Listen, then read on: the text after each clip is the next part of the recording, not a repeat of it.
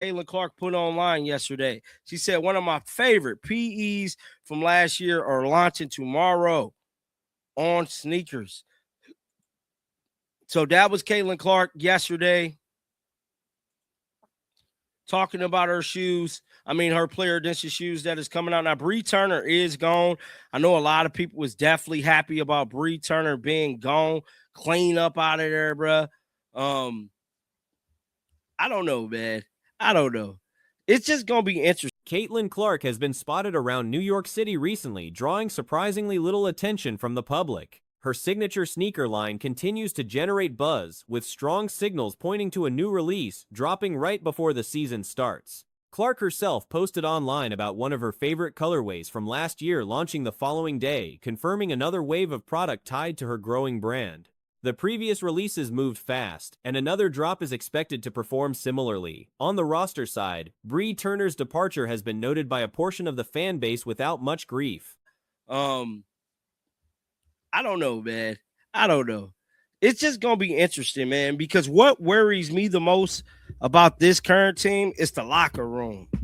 And I feel like the locker room could be in jeopardy with a lot of these signings and these draft picks. Now, I know I was defending Raven a lot, but at the end of the day, after doing more research and everything, tracking down the information, I believe Raven Johnson could very much so be a locker room cancer. The bigger concern surrounding the current Indiana Fever setup is the locker room dynamic. With all the recent signings and draft picks, questions are forming about whether the chemistry inside that team environment can hold together. After closer examination of the Raven Johnson situation, there is a growing view that Johnson could be a disruptive presence in the locker room rather than a positive one. The broader pattern of roster construction has some observers wondering whether the front office decisions are working against Clark rather than around her, though nothing has been stated definitively. Cheryl Miller landing a new role with Peacock was a notable piece of news that drew recognition from many corners of the basketball world. Oh, very much so. Be a locker room cancer. She's itching to get another smackdown on CC.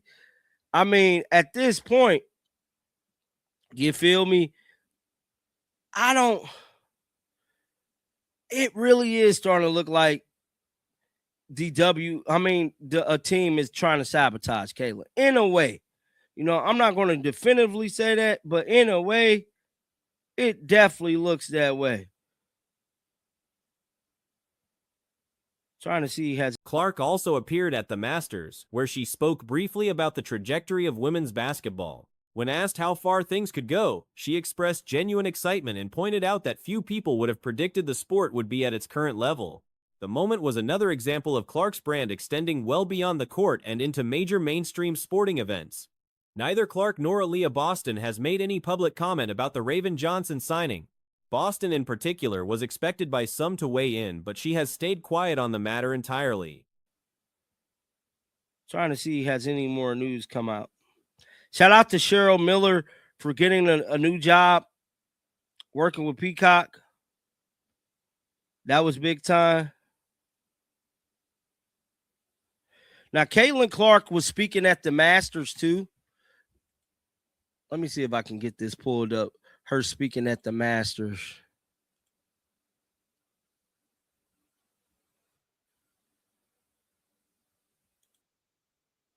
Johnson herself was asked in a Basketball Night in America segment which teammate she was most looking forward to playing with at the Fever. Her answer was Caitlin Clark, whom she described as someone who holds teams to a high standard, can lead a group to wins, and carries a winning mindset above everything else. Johnson also mentioned Aaliyah Boston and Ty Harris as players she expected to lean on. The exchange had a slightly awkward energy given how much attention has surrounded the dynamic between Johnson and Clark entering the season. Separately, media personality Dave Portnoy made headlines after claiming Caitlin Clark had blocked him.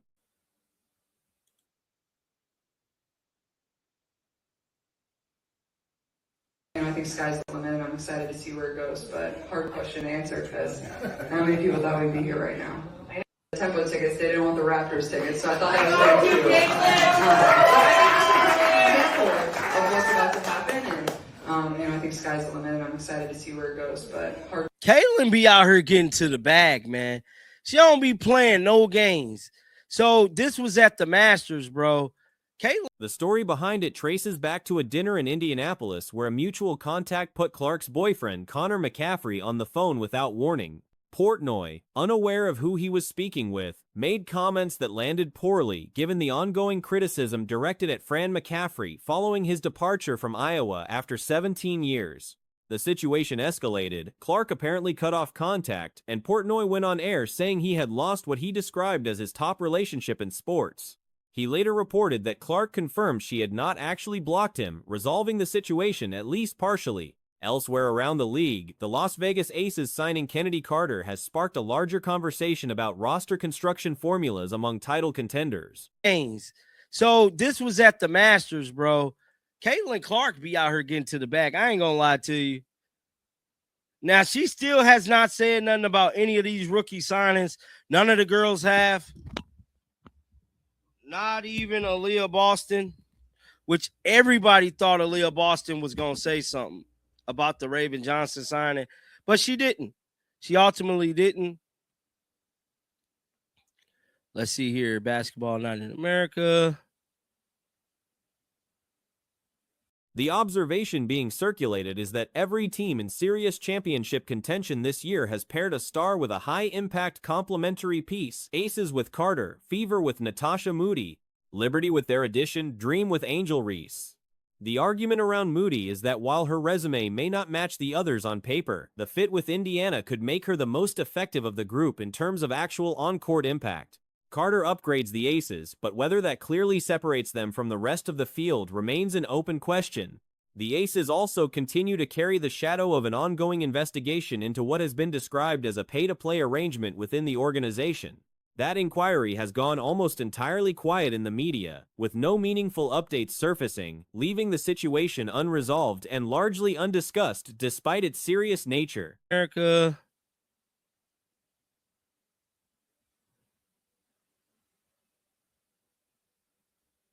Now, I reported on this yesterday. This was Raven Johnson speaking about Caitlin Clark. Let's pull this up. Let me play this for you guys real quick. Let's Which teammate at the Fever are you the most excited to play with? Caitlin Clark. What about Caitlin? She's a phenomenal player. I mean, the things she does is our standard. Like, she shoot the ball, could lead a team, and they win. Like, she has a winning mentality, and I think that's the biggest. The Dallas Wings' handling of a reporter's question about Azzi Fudd and Paige Buchers has drawn attention, and not for good reasons. The question itself was straightforward enough. A journalist from the Dallas Morning News asked whether the two were still in a relationship following Buchers' public announcement on TikTok last year, and whether they had spoken with other couples in the league about managing that dynamic as professional teammates. The Wings media staff cut it off immediately, offering a polite refusal and moving to the next question. That response has now created a much bigger problem than simply answering would have. By shutting it down completely, the organization has guaranteed that question will follow both players everywhere for the entire season. And they win. Like, she has a winning mentality, and I think that's the biggest thing. Because that's you. Yep, exactly. Is there a girl that you already know is going to take you under her wing? Aaliyah Boston. Another game called Ty Harris. She's there, too. So those. Which teammate at the Fever are you the most excited to play with? Caitlin Clark. What about Caitlin? She's a phenomenal player. I mean, the things she does is our standard. Like, she shoot the ball, could lead a team, and they win. Like, she has a winning mentality, and I think that's the biggest thing. Because that's you. Yep. Now, Raven looked a little awkward. You know what I'm saying? The relationship, or the potential status of it, was already a talking point because a significant portion of observers believe it played at least some role in Fudd being selected with the first overall pick. That belief is not going away, and the refusal to engage with even a diplomatically framed version of the question only strengthens the narrative. The draft selection itself carries real scrutiny. Setting aside the Charlie Collier situation, which was an outlier given that most eligible upperclassmen that year returned to college and the draft class was unusually weak, it is genuinely hard to make a convincing argument for Fudd at number 1 in hindsight. I understand why you have to ask that question, but we're going to respectfully decline from commenting on our players' personal lives. Go to the next question. So basically, somebody asked about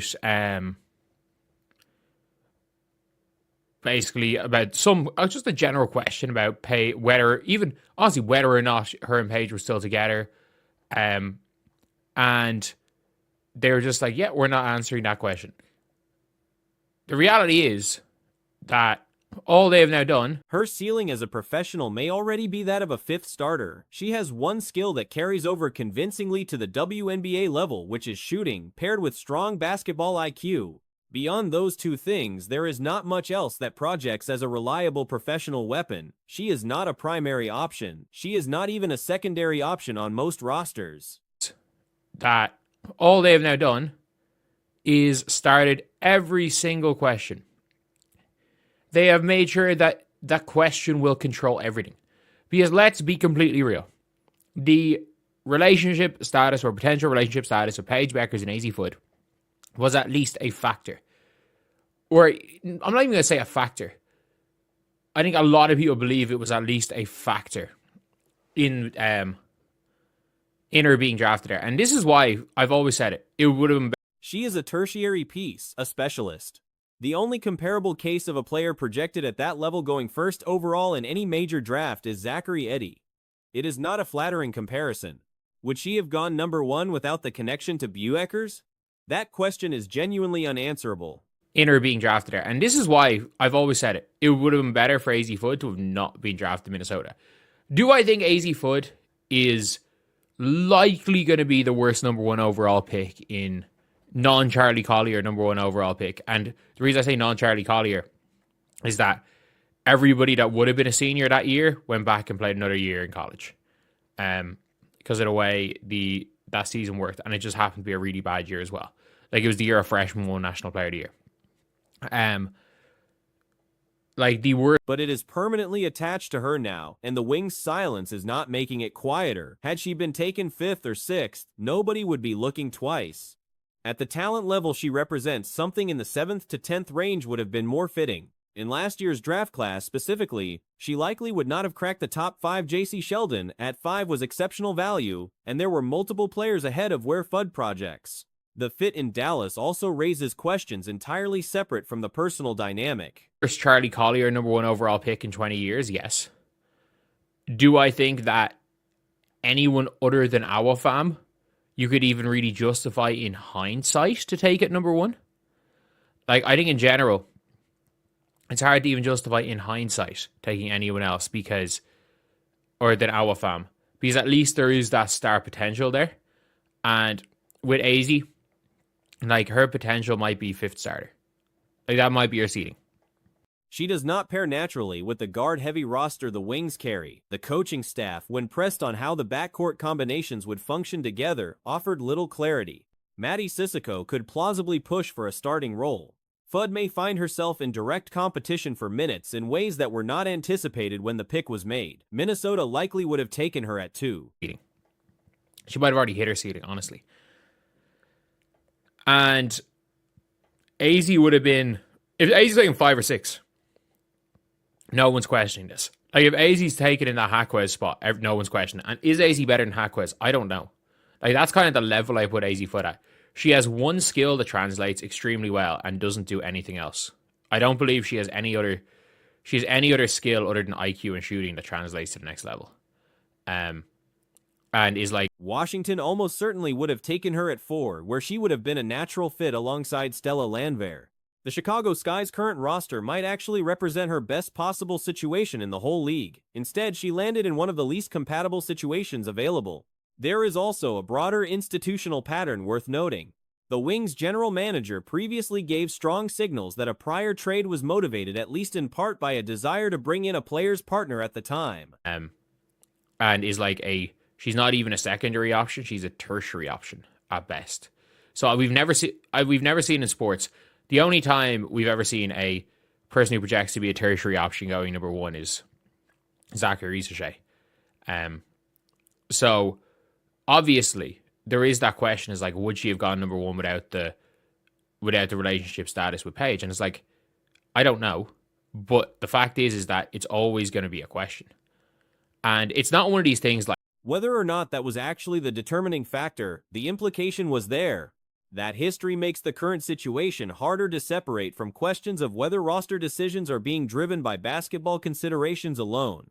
None of this means the relationship, whatever its current status, will damage the locker room. Both FUD and Bueckers are professionals, there is no reason to assume personal circumstances will carry onto the court. Question. And it's not one of these things like she should have been drafted 10th and went first.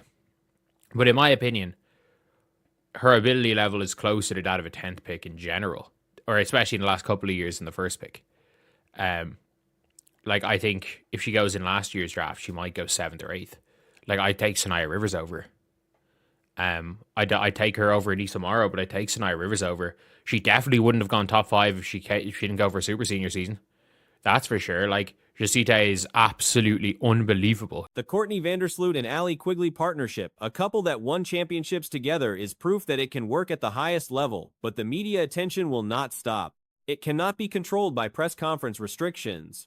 Refusing to comment does not end the story, it extends it indefinitely. For sure. Like, Josita is absolutely unbelievable, who went 5th. And maybe a better pick than Georgia Amore, I guess. But yeah, it's a weird one, but because obviously nothing's being said, these are questions that are always going to be asked, and this is why you're like, oh, was it even worth it taking her at number 1? Because like, she wasn't the surefire number 1. She doesn't fit well with the 2 guards. Like, I'll talk about it later, but the coach was asked how to. There is a real-world example of how constant off-court media pressure can bleed into performance. During the stretch, when Caitlin Clark was repeatedly pulled into press conferences and asked to respond to social media controversy involving DJ Carrington, she played some of the worst basketball of her professional career. Being made into a spokesperson for issues beyond basketball, regardless of how composed a player is, takes a toll. The same risk applies here.